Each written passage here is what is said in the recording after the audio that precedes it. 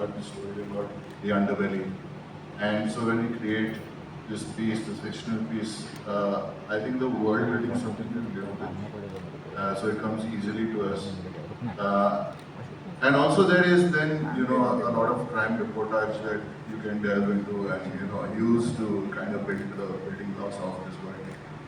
As far as these characters and the look of these characters go, I think Shujaat is actually a better person to ask about. Yeah, in terms of creating the visual world, there was extreme amount of detail for sure, because we wanted to transport the audience to believe that it is happening during that era. That was really essential. The genesis of it, of course, came from Hussain Zaidi Saab, whose story is based on, we all know what a commendable journalist he is and what a career he's had. But the visual world coming together was very painstakingly intricate. My production designer Nitin Gaikwad, my costumier Ziba Mirai, the hair, makeup specialist Melanie D'Souza, everyone to come together to make it feel like it is from that era and not to act out. I have a huge problem in that sense, purely as a viewer. For period pieces, I see also actors acting period. I don't know, that's strange. So we did a lot of extensive workshops with everyone in terms of body language and the language, spoken language. We wanted it to feel organic, that these guys are not aliens in the 60s and they're not like really different from what we are right now. So the emotions right in the same way.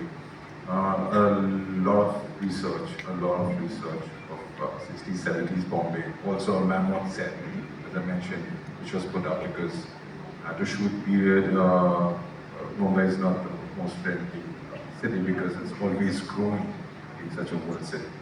So yeah, a lot of hard work of put in over the years to bring it to life. Now, adding to that perfect visual creation that you've done, the world building of it, there's also the music.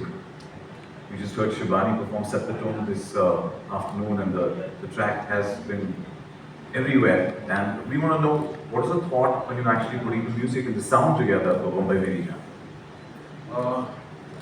Very honestly, it came from a lot of inspiration from the 70s and 80s Bollywood films.